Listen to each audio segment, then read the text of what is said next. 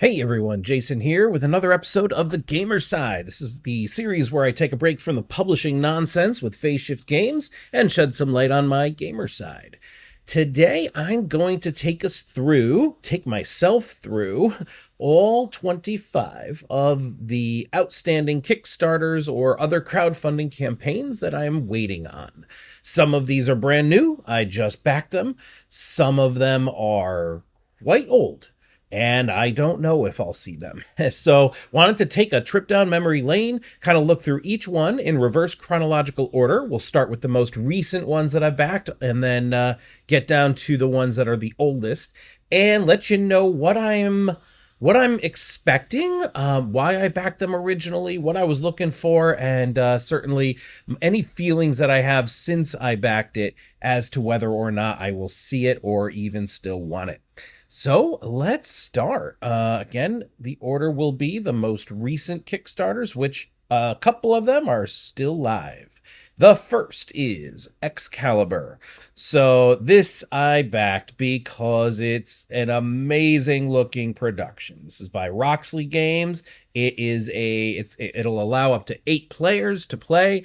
This is essentially I almost want to say social deduction, but I don't think that's how they characterize it, because I don't think you have a hidden role, but you definitely have an agenda. You want to end up with Excalibur, and you want to not end up with I think the Cursed or the Witch's Blade or something like that. So and you have very simple chips that you're going to be playing. Each chip has an ability. You're going to be moving chips around to other players' zones and or to other zones that you don't want to have influence in, and ultimately trying to get the Excalibur chip in front of you. It seems super simple, and the production is off the charts. Metal swords, these 3D chips. Oh, why did the campaign not load here? Let me refresh. The chips, there we go, that are here. I don't know if these are the deluxe or the non. Well, these here look like wood, which is the non. They call it the deluxe version, but then there's an even better version, which are these 3D ones that you can see in the outskirts there. Or maybe that's just the flip side. But either way, they look super amazing. And then these metal swords in a box that has this indentation to it. Roxley's awesome. So clearly this one just seems like one to own. And I think we'll really enjoy it too when we do have those larger groups up to 8 players. This is the kind of game we would gravitate towards. Really fast, really simple. Almost party-esque, but I don't like party games in general. All right, next up we have Swanky Metal Coins and Chest. Now, I backed this for the chest. This right here that you can see is a wooden chest with all these different coasters that you can use for your bits and tokens that you are playing. Why is nothing loading by default? I had everything loaded. Well, anyway, you can choose how many separators you want in each of these coasters, but the idea would be, of course, metal coins is the bigger part of the campaign for them. That's not what I wanted because I have so many metal coins at this point, but I did really like this wooden chest that holds up to 18 of these coasters that you can use for your different bits and tokens for whatever game you're playing. They also have these nice metal components here, but again, that wasn't what I was looking for. I make pirate games. I've made and published pirate games through other publishers. I'm working on some pirate games now. It's just something I love. And so the fact that it's a chest and hexagonal and gives me all these different really kind of high-end, high-quality trays, organization trays. I host a lot here, so this is one that I felt I can splurge on. It's purely a luxury item. Look at that, 180, right? It's not the kind of thing I would normally go for, but it seemed so on point with the fact that it's treasure chest. So, Swanky Chest. Next up, we have Red Dog Junction. This is a new game on Kickstarter now, 17 days to go. And this is just everything I look for in a game. Apparently, I have to refresh every one of these. So this is somewhat sandbox style. I think it's a little more scripted than that. but I do think they refer to it as a sandbox style game. But it's this science fiction theme. You've got these really cool 3D ships that are going to be doing pick up and deliver with different cubes that you're collecting at different planets that you're docking with, and then kind of going out into space and picking up salvage in space in between the planets, and then going to other planets and space stations. It's just my jam through and through. So I am a sci-fi geek. I will always gravitate towards these kinds of games. So I am excited about Red Dog Junction. Next up is Battle Monsters. Godzilla vs. King Kong, a gigantic and expensive game from Restoration Games. Now, I have a Godzilla game already. Godzilla Tokyo Clash, I think it's called. And it's a good game. But it was a little fiddly. And Restoration Games, the magic that they provided to us with Thunder Road Vendetta, when I saw that they came out with this, I said, there's no question this is going to replace the other one that I have.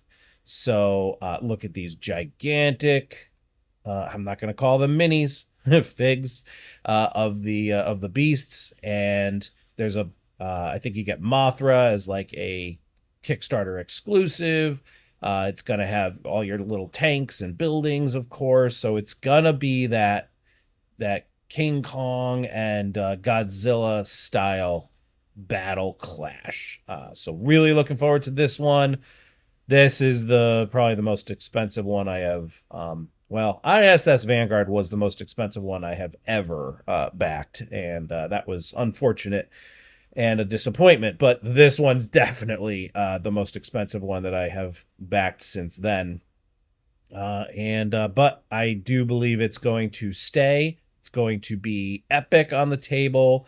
I don't think it'll lose its value. Look at Thunder Road Vendetta as an example of what they can do and the value that it retains. So, Battle Monsters.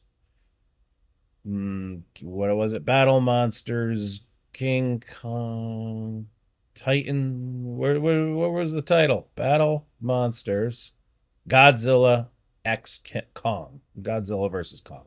All right. Anyway, moving on. Next, we have Fromaggio. This is the expansion for Fromage. I'm actually going to play Fromage today for the first time, and but I know that it's the style of Euro game that we will love. It's simultaneous play. You got this just a circular table in the middle that rotates, and whatever palette is in front of you is what you can interact with. And then it rotates. And so everyone's taking simultaneous turns in this worker placement Euro style game. It's got this charming theme of making cheese. And you got some livestock and some fruits and jams. And it just is so adorable. And I believe this one's going to be a hit. We will know in just a couple hours.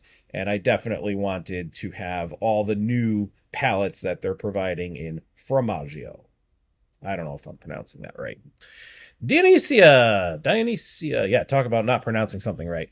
A Greek Tragedy in Your Pocket. This is going to be the next one from Jason Tagmeyer, Button Shy Games, where he does all these 18-card wallet games. Really, really small. There's the wallet right there. I have a lot of his games. I cooled on them over the last couple years. He's really focused a lot on solo games more recently, so I've not been interested in those. But Circle the Wagons, Skulls of Sedlic, not Startropolis. That one's coming up later. What is it? The city one that's like Circle the Wagons, but it's co-op. No, not Startropolis. Oh my God, it's killing me. But anyway, he has a lot of games that are fantastic that we really enjoy. This one just had a really nice looking theme. The artwork is great. I love the graphic design, and it is a multiplayer game. So this one was one that I wanted to try out. Dionysia. Now we get into a couple backer kit. You'll notice my button bar at the top here is almost entirely Kickstarter. So backer kit. This one, Pond Froggy Mayhem. This one I backed during the backer kit Pocketopia campaign, which I was a part of with Phase Shift Games. We launched Widgets Workshop during Pocketopia. That was back in March this year, 25. And so I looked at some of the other games that were launched as part of the same program, and this one really caught my eye. Not to mention the fact that my wife is a major frog lover. Of course, she's more recently into turtles now that she is a turtle rehabber, but she super loves frogs, always has. And so anytime there's a game with this kind of theme that we can try out, and it just, watching the videos and reading the rules seemed like a really unique style game with some area control, essentially, with some movement, a little bit of battle. With the dice rolling, cute artwork, just seemed great, and I wanted to support these guys. So, looking forward to Froggy Mayhem, Pond Froggy Mayhem. Also, in the same Pocketopia was Super Battlemon, and we were collaborators with these guys. Coffee Cat Board Games, Quinn is his name. Our two projects were in collaboration, meaning if backers backed Widgets Workshop and they backed Super Battlemon, then they would get a special promo card from each of us. That's the way the collaborations work in the backer kit campaigns. So I backed it as well because it's an interesting game, Super Battlemon, where it's essentially a TCG, but in this case, every 9 cards you could pick completely at random. 9 cards makes a deck. You could just randomly draw 9 cards. You can pick and choose. It's up to you. Grab your 9 cards. I grab my 9 cards, and we fight. And the games take probably 10 minutes. So it's just a neat concept of this super fast Pokemon, obviously, style game with, that kind of artwork. It's not something I expect I'll break out a lot, but we were in collaboration with Quinn, and he did a great job. He's got a bunch of these sets on Kickstarter. I probably Game Found, Backer Kit. He's constantly launching new sets, so I supported him in that. All right, next we get to Holiday Hills. This one ended not too long ago. I have the dates that I backed these things. Holiday Hills was March this year, so it definitely didn't end too long ago. There aren't many Christmas-themed games. I do have the Santa's Village. That's a great game, great production. We enjoy that one. I have the Ghosts of Christmas, which is a little trick-taking game. From All Play in that box size that I like, that small box size that's not their tiny box. In any case, that's about it. There's not many Christmas themed games, although you could include the Krampus promo for Horrified. I have that as well. In any case, this one here looks unbelievably charming. Look at the colors. That is so thematically Christmas. And if I can get a close-up, there we go. It's a 3-dimensional strategy game. And if you know anything about me, if you follow us on Phase Shift Games, 3D strategy is something I am gaga over. I absolutely love the concept of building your trees and then having garland crossing between them. And there's some set collection going on with the ornaments. And you got these little sleighs carrying dice. Just adorable. So that is why I backed Holiday Hills. Then we get to Pizza Rolls. Now, Pizza Rolls is an interesting one. This was back in February of this year. We're still in this year. Pizza Rolls is a hidden roll game. It takes 10 minutes to play, where you have the theme is adorable. You're at a party and everyone's like, let's order pizza. And everyone secretly has what they hope goes on those pizzas, what they really want in the pizza order, but maybe aren't brave enough to say it, or they're trying to be nice, or they aren't trying to be nice and they're just trying to bully everyone else into, we got to get this kind of pizza. Well, that's what this is. You're essentially trying to manipulate the pizzas that get ordered according to your own wishes. So you have a hidden role. It tells you what your wishes are and how you win the game. Um, I was originally partnered with Pizza Rolls as part of Pocketopia when I was running Widget's Workshop. And he was going to be in Pocketopia, and then he decided he really wanted to push this one on Kickstarter, and the rules prohibited running both a Kickstarter and backer kit at the same time. So he pulled out of Pocketopia and brought it over to Kickstarter. I still wanted the game. I was really excited about it from the beginning, and I still was. So I backed it and looking forward to it. Also, this game is why in Widget's Workshop there is a module that we added called Boblin Bites Pizza Break. So Widget's Workshop is about building robots in an arcane factory, robots and golems. And we built in a module. We themed it to Boblin, who's our beloved goblin from the Dungeon Drop series. And it's called Boblin Bites Pizza Break. And so the idea is that any workshop, you always need a good pizza break. We have that module because we were partnered with him. That was going to be the giveaway. And then we ended up, he moved on. And so we loved the pizza module so much that we kept it, and we just included it at this point as another add-on for the game that anyone can get. And then we made something new that is in collaboration with Super Battlemon. That's the Ether Spirit card that we made. So anyway, that's why we even have a pizza module in Widget's Workshop, is because of Pizza Rolls. Moving on. Ho, ho, ho. A Place for All My Books, a campaign that rose over $1 million. There's several reasons I back this. I am a fan of Kurt and Smirk and Dagger. I think he makes some great games. I am a huge fan of my friend Alex Cutler, who is the designer of Widget's Workshop that I just mentioned. He's also the designer for A Place for All My Books. But let's just talk about the game itself. It's a game about a book collection and organizing your book collection. And they call it this cozy game. That's kind of the emergent concept, at least in the tabletop space. It's been a buzz phrase recently. Meaning it's very casual, it's chill, it's, sip some tea and play a pleasant game. And in particular, this one has something that I find so compelling, and that is the currency in the game, or the level of action that you can take is determined by your social battery. Meaning, for introverts like me, you have a social battery. You can only take so much social before you need to go alone and recharge. And this game builds that in such a core way. It is literally your action bar somehow is your social battery. It's like a core mechanism of the game. And I just thought that was amazing. I'm sure the game's going to be fantastic. Kurt's going to do a great job with it. Alex is a tremendous designer.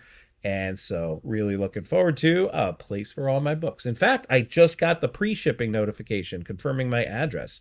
So that's pretty fast because I booked this in January of this year. So this one's moving fast. Next up, we have a 3-pack from All Play: Twinkle Twinkle, Merchants of Andromeda, and Waddle. Now, I only backed Waddle. There's Waddle there. It's in that box size that I love from All Play. It's about penguins waddling on the icebergs. It looks adorable. Now, Twinkle Twinkle looks amazing as well with these translucent acrylic pieces. Looks gorgeous. To me, I looked into it. It looked a little deeper. It's probably not deep, but...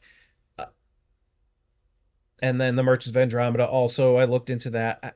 I wasn't I just wasn't as compelled towards those. Also, I have, despite the fact that there's 25 Kickstarters that I'm talking about in today's video, I have tried to pull back profoundly from Kickstarters. I was definitely too far in. I've pulled back a lot, so I'm trying to be much more choosy about which ones I back, which ones I don't. Most more recently, I feel like I've flipped back to the other side. There's been a lot recent, as I've just covered. But in any case, I really wanted Waddle. The other ones are probably great games. I may even pick them up at a con someday, but I didn't. I didn't choose to go in for those. I really wanted this experience here with Waddle. Look at this. You got these marbles coming down a track. You got these hexagonal tiles. Connect groups of penguins and claim fish. Just seems awesome. So I am in on Waddle. Mutagen. So this is, I'm going to start looking at my dates now on my other screen. So this is October of last year, 2024. Now, Mutagen, it is a theme that interests me a lot. This like biopunk, cyberpunk, they call it biopunk, universe, gene splicing and gene manipulation, stuff like that. I know very little about the game other than what Alex explained to me, Alex Kappadakis. And it did seem like a game I would really enjoy. I otherwise probably wouldn't have noticed it. I don't know how big the game was. How much did it do here? 46,000 pounds. That's in pounds. So, not the biggest campaign. But Alex Kappadakis is the designer of this and is the designer of Boblin's Rebellion in our line of games at Phase Shift. So he was telling us about it. I looked into it. I said, it looks great. And obviously wanted to support. So looking forward to Mutagen. Now we have one of two GameFound games. Again, most of these are Kickstarters. GameFound, Heroes of Might and Magic 3, the board game expansions. Rose 4.8 million euros. This is the expansion. I don't even remember what the base game rose. Heroes of Might and Magic 3 is the most it was definitely my favorite game for most of my life, certainly all of my formative years, as a video game, Heroes of Might and Magic 3. And I find it so humorous that like the franchise has probably 7 or 8 games in the line now, Heroes of Might and Magic. Not to mention the Might and Magic series, which is different. Heroes of Might and Magic, there's I think 7, maybe 8 video games in the line. But Heroes 3 has always prevailed as the one that the fans refer to the most, love the most. All the new ones have these fancy 3D environments and everything, and there's just something unbelievably compelling and nostalgic about that pixel art isometric view of the original Heroes of Might and Magic 3. And they made a board game specifically because this is the version that they wanted to mimic, Heroes of Might and Magic 3. So now there isn't a Heroes of Might and Magic 1 or 2 board game. They just skipped over and went right to 3. So I have the all-in pledge from Heroes of Might and Magic 3, the big box, and it is big. And now I will be gleefully awaiting the Stronghold, Conflux, and Cove expansions for that. I won't go into explaining the game. It's a big, sprawling exploration. I don't know if they call it 4X. Like, I don't think you have all 4 of the X's: exploit, expand, exterminate, explore, but certainly some of those. You can tell the style of game just from the pictures here. But for me, it's more so about that hyper nostalgia and knowing that I recognize these, right? I know these landmarks. I know these cities. I know the upgrades in the cities intimately because I played this so much. So stoked about getting these expansions. So far, I'm excited, super excited about everything that I've passed by. I think that may hold actually through the rest of these. My excitement was high for a reason originally. There's only 1 or 2 Kickstarters over the years that started to, like, I almost questioned in hindsight, like, should I have backed that? And I'll talk about those at the end. In any case, the next one is Locked Out. This is a social deduction, right? Yes, semi-cooperative social deduction game. It's got that cool sci-fi theme, which I really like, and it is in a super small box. Here it's in a mint tin. So you got these tiny cards, little meeples. You got, a spaceship that you're moving around on. You've got your hidden loyalty card. You've got your, couple kinds of equipments. This came out of the Game Crafter community, and I'm a huge proponent and fan of the Game Crafter. We work with them. They're our warehouse, and this is a member of the community. Had it up on their site, I presume, for a while, and now did a full Kickstarter for it. So really excited about $15. Just a nice, small social deduction game. Locked Out. Terraria, another biggie. And while I'm still very excited for this one, I will say I often forget that I backed it. So when was this? Terraria I backed in June of 24. It's based on, again, a PC game, Terraria, which is one of those like Minecraft style world building, mining, crafting style games. And this one was 2D, and I prefer the 2D games, maybe because I'm an old school gamer. I also really loved Starbound for the same reason. Very similar game, but Starbound, you could span multiple planets, which was awesome, and you had a spaceship. Terraria was bigger and more known and more popular than Starbound, but it was all on one planet. But they have all these cool biomes inside the Earth or inside the planet that you're mining down into, and you can build your houses and your bases, and they made a board game based on it. I probably got this at the time on the notion of like, could they actually do this style 2D platformer, hyper crafting oriented game in a board game?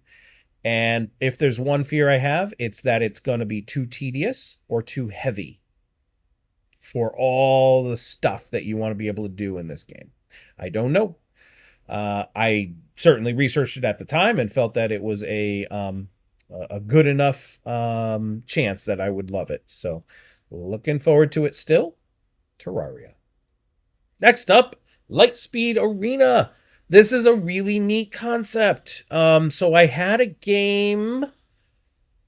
Oh, I'm going to forget the name. Yep, I'm going to forget the name. There is another sci-fi game that this is based on that plays the same way, which is you are laying down cards on the table in real time. You have like, I don't know, a minute or something like that. Let's find a picture here where they're playing it. Here we go. Here's some GIFs. So you're literally playing these cards down in real time, and the facing matters. Which ships are you pointing to? Which bases are you pointing to? You have lasers and shields in different facings and directions, and you're playing everything down in real time, and then the clock stops. Now our cards are out, and now we resolve. And we resolve in number order from 1 all the way up to the top, and we see how does it resolve. This ship shoots that ship, and it was a light ship, so it blows it up. So that ship's gone and never even got to activate. Now the next ship goes, and it does some damage to my ship. Then another ship goes, and it does some damage to a base and gets victory points or mines an asteroid for resources. So there's all these different cool things that you're doing. Here's like the lasers shooting in different directions, and it is spatial, right? You are literally drawing lines from these lasers. They give you little rubber bands to actually check the lines. So that was that original game. It's in a popular universe from, I think, Artipia Games. They have a popular universe, sci-fi universe, and they had that small box game in that universe. But here, Lightspeed Arena, I don't know if this is also Artipia. It might be. But here, what they did was it's the same game where you're playing everything out in real time, but now they made an app. And the app, instead of you having to figure out and draw lines and go in proper order and argue about what things are in or out.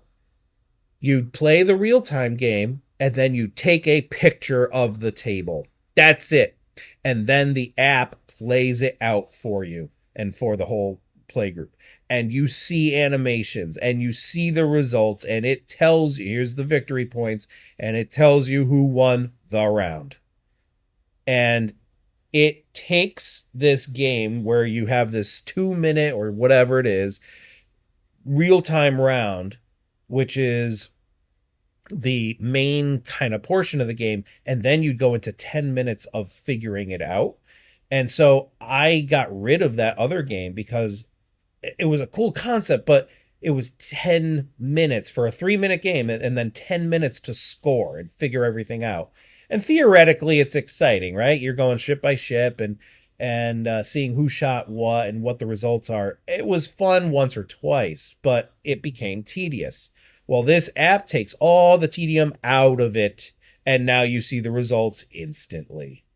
So really cool concept, and I tried their print and play, and it worked. They had the beta app that you could download, and then I tried it out at one of the cons, and it works, and it looks great. I am really impressed with the technology and the way that they took this game that had a cool concept but very tedious execution, and they made it something very accessible. So cool concept, really excited about that one.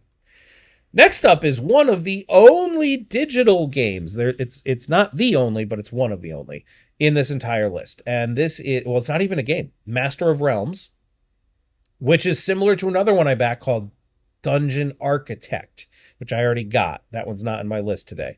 Master of Realms, however, is it will be on Steam. It is a dungeon builder or a realm builder where, so for example, you will draw, here's all these hexes, and you'll click and drag and create an area of hexes and then say what you want that area to be. I want it to be a castle. I want it to be a library. I want it to be a town. I want it to be a dungeon. And then you just click and drag on all these things, and you can then go in and start to edit more specifically, and it's creating a full 3D rendered environment for this map. So you're building a realm. What is this for? Primarily for Dungeons and Dragons style campaigns, right? That's what it's for. And I don't really do that these days, but I do love this concept so much of the accessibility of being able to quickly generate all these different types of biomes or tile sets in this gorgeous 3D animated environment. And I forget if I got Realm Sculptor. I forget if I got like a commercial license where I could actually create something and then sell the thing or use it in like a board game maybe. Or maybe that was the other one, Dungeon Architect. Doesn't look like any of these say commercial license, so maybe they didn't have it. But Master Merchant, lifetime license. Oh, merchant license. So I did not do the $1,000 merchant license. I guess that's what it took. The other one, I think I got that. In any case, just a really cool 3D digital tool to create these kinds of, and then it's compatible with other systems that you can probably just import it into once you've created it, and then you can just pull it into these other probably platforms that let you play Dungeons and Dragons online or something like that.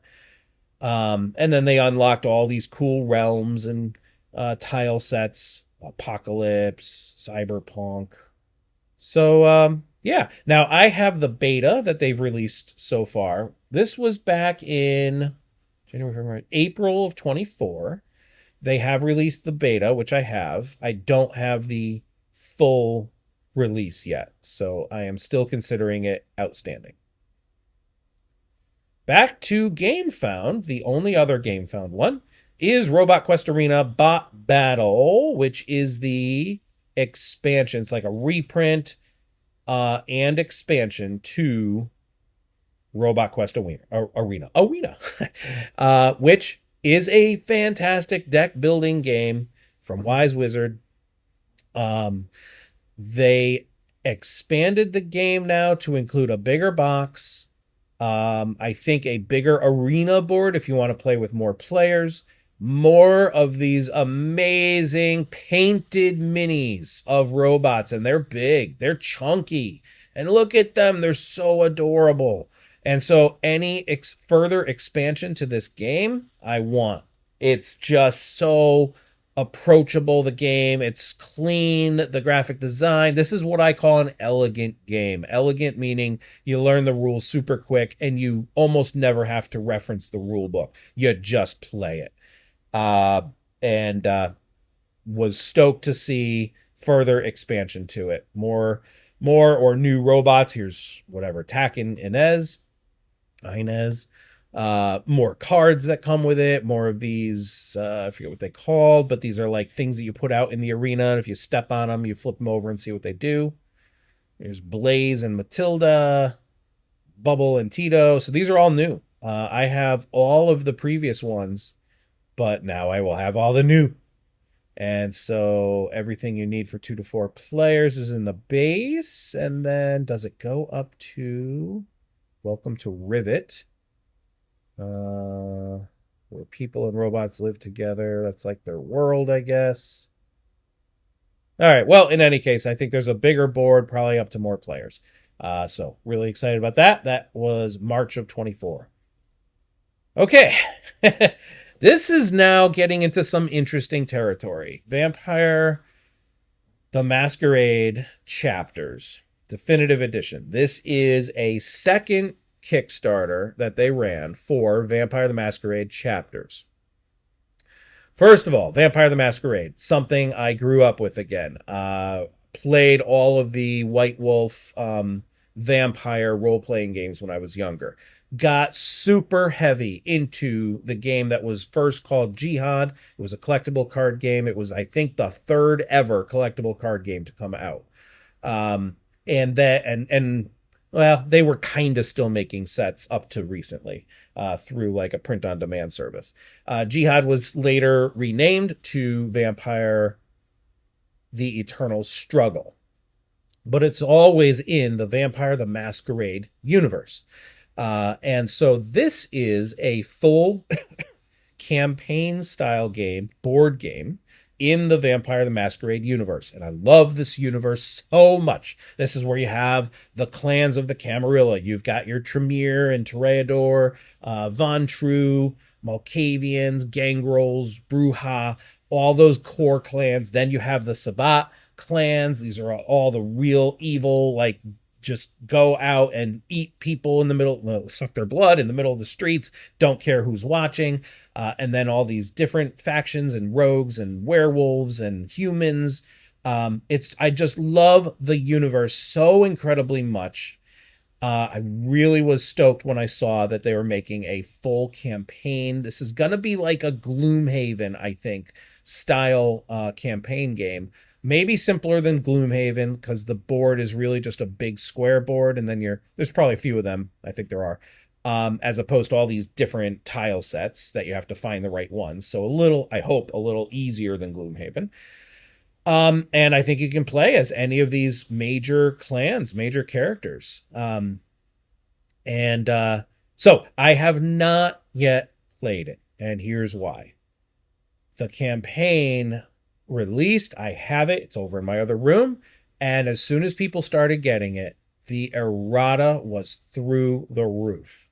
And basically Flyos had a big project on their hands to update this, to release errata packs. And normally I'll just download the errata PDF, print it out, and I'm good to go. The errata PDF here, I don't want to make up what the number was, but it was so many pages. And it was referencing like these cards are misprinted. These scenarios are misprinted. These events in the rule book that you have to reference constantly are pointing to the wrong index numbers. Just like errata that makes it almost unplayable. Some people are still playing it and they're enjoying it, but they immediately said we will release an errata pack, an upgrade pack, a sticker pack, right? And I don't know what assortment in the end I will actually get. I know I ordered all of the upgrades, right? So if they had an upgraded rule book, like right here, upgrade pack for first edition, whatever's in this, I'm getting that. Then I also ordered their sticker pack for the errata. Also, we got these really amazing metal dice. They made the metal dice wrong. Literally, one or two of the faces were wrong. So they're sending out replacement metal dice as well. So I am waiting. I have all the original stuff. I have not. Oh, still shrunk wrapped. I will not even try to navigate all the errata until I get all the upgrade stuff. I highly anticipate this one. I am super excited about this one. The date was February of 24 that I backed this, and they are still releasing updates. They're still working on stuff. I think it won't be too long from now. And then, of course, they released new stuff as well, like a new epilogue and some new characters or clan packs and so on. So I am hopeful that this game will live up to the hype that I've made for myself for it. We'll see. That's Vampire Chapters, second printing. Next up is not a board game, but a board game bag.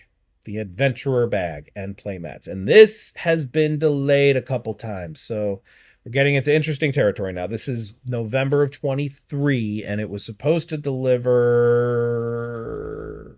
They didn't. June of 24. That did not happen. But I do. And then they got hit with tariff situation and everything. So I do think it's coming soon. I've seen enough updates. I know that, things are on track.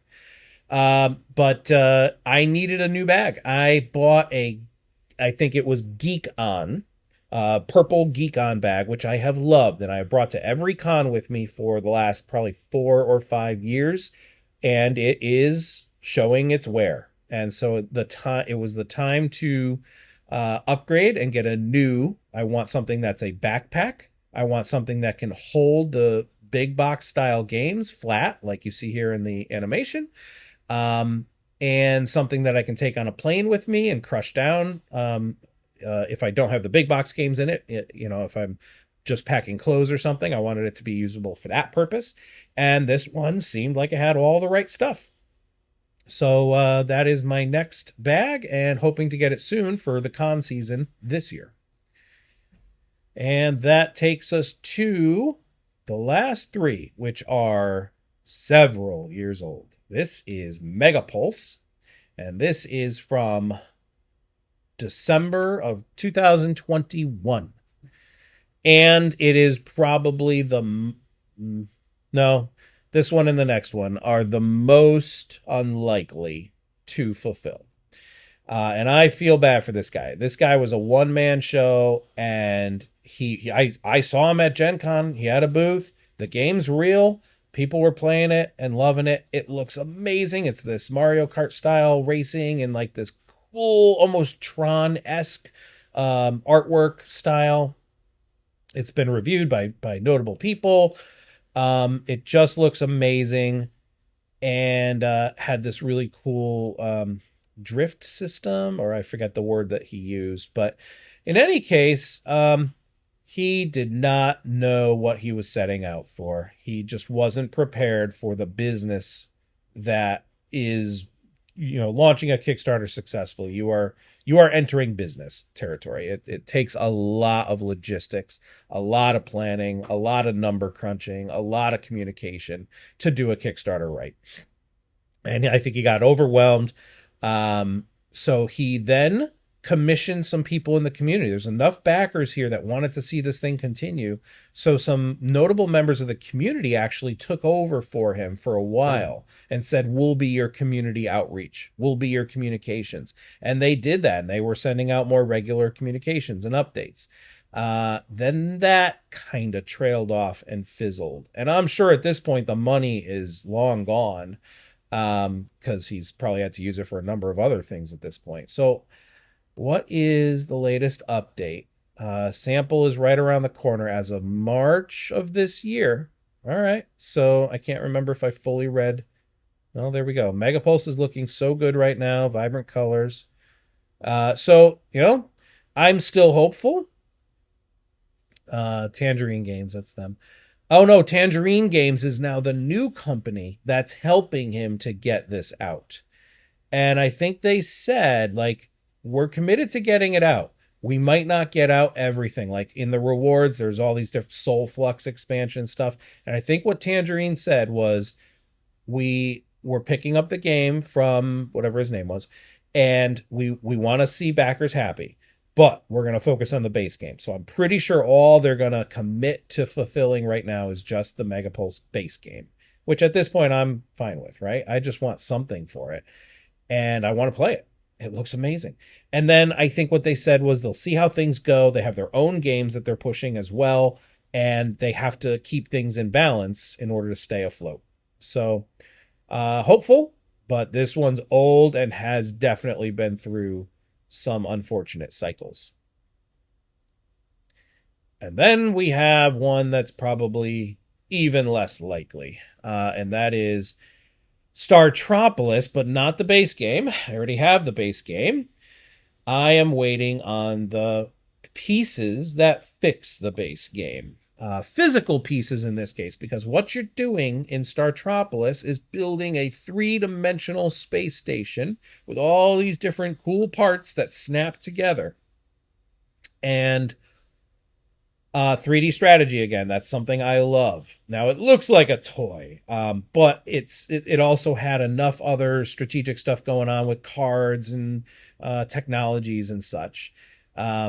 But you're researching these different modules and connect, and then you start with the core module there, and then you're all building onto the same construct. So you're passing this construct around the table, but obviously what you're trying to do is add things to the space station in a way that matches your own goals so that you can get points every time you add to it. Just love the concept, love the look of it. But unfortunately, all the joints where this little square piece goes into a hole, the pieces and the plastic they're made out of just don't fit. If you had like several pairs of pliers, you could force them together, but obviously that's not playable. So Sandy Peterson ultimately admitted, yep, we need to fix it. There needs to be a different type of plastic. So he made some kind of adjoiners, some way to replace or add something into one of these sides or both sides so that they would fit better together, a better type of plastic that has a snug fit that's easy and enjoyable to play. He has apparently made these. They are apparently sitting, waiting to go. They have apparently been sitting, waiting to go for many years.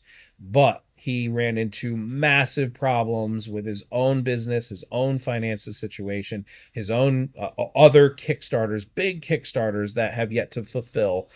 And he has also, like Megapulse, he has commissioned out to other companies to help to take over the business side, the logistics side, so that he can focus on making games, which is his passion. And I feel for him. But unfortunately, what's happened is that big company that took over a lot of this, they admitted they didn't know what they were getting into, and they were trying to build a whole like manufacturing plant in America, which is like, what? Big warehouse with machinery. They spent millions of dollars on machinery, and then they basically said, we can't do this, we're in debt, and we didn't realize what we were getting ourselves into. So now I don't know if they're out of business, but they basically laid off a bunch of their staff. And so what does that mean for Peterson Games? Sandy Peterson has put out several very heartfelt, messages to his community. He feels awful about the situation. I don't know. I truly don't know. And I'm not hopeful. I really want to get the replacement pieces and actually play this game.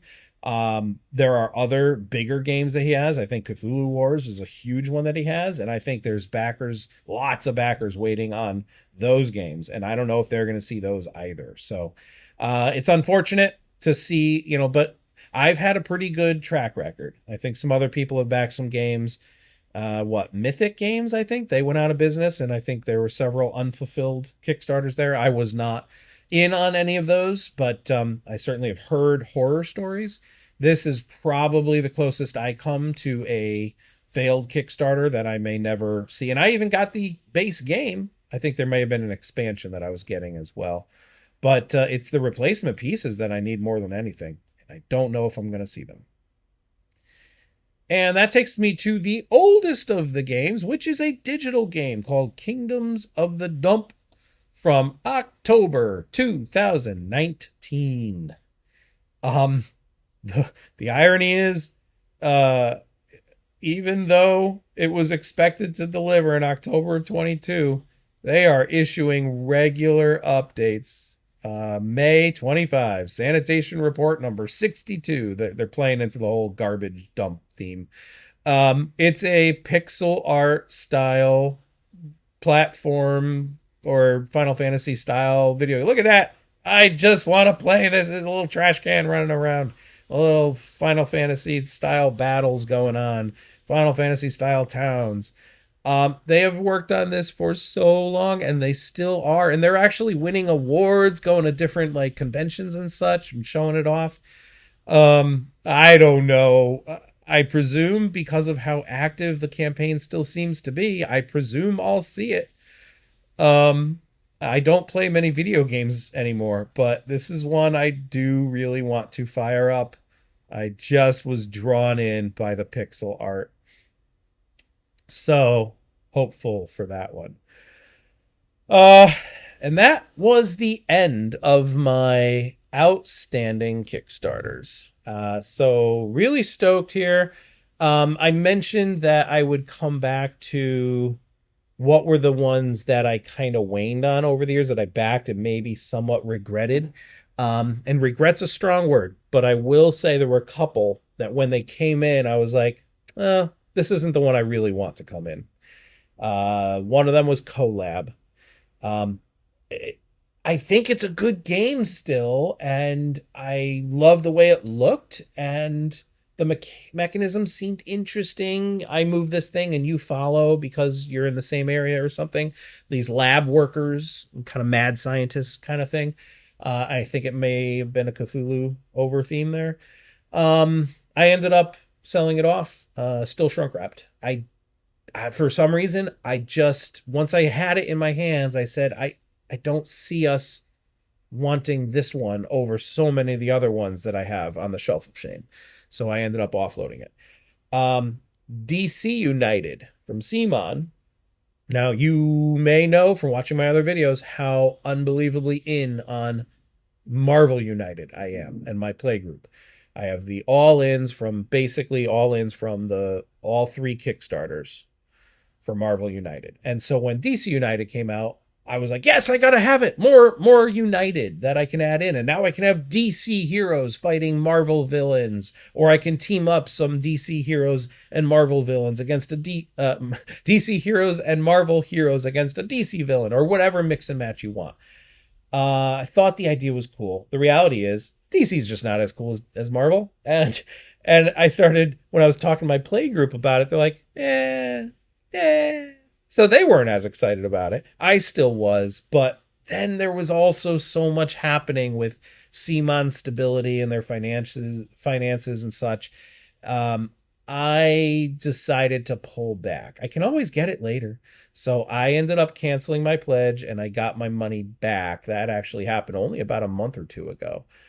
So I'm thankful I was able to get my money back minus a very small fee, which was fine. If I feel like I really missing it down the road, I'll find it. I'll get it from somewhere.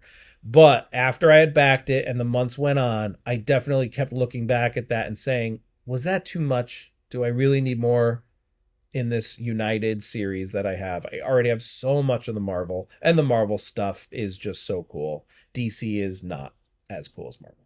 Even though I think the campaign, they added some more mechanisms to the game, which I was really excited about. I forget what they are. Vehicles, maybe? I forget. But whatever they were, I was like, oh, that sounds like that could be a cool addition. In any case, those are some of the ones that I previously backed and either backed out of or finally got and just wasn't as excited about once I got them. But in general, I've had a really good track record. I have gotten everything I've asked for. Oh, there was one campaign, only one, that flat out they went out of business. I will not see it. And it had nothing to do with the gaming universe. It was some special kind of toothbrush from a dental group. And in any case, that one went to the ether. I will never see anything from that. But here, my oldest ones here, Kingdoms of the Dump, I should still see it. Startropolis, I'm not sure. And if I don't get it, maybe I can 3D print something myself. I should look into that. But otherwise, this one may just be chalked up to a failure. And Megapulse, I think hopefully Tangerine can do something with this and get me at least the base game. Aside from those, everything else I'm confident about. So that is my Kickstarter or crowdfunding overview from then till now. And thanks so much for watching. We'll see you on the next one. Bye-bye.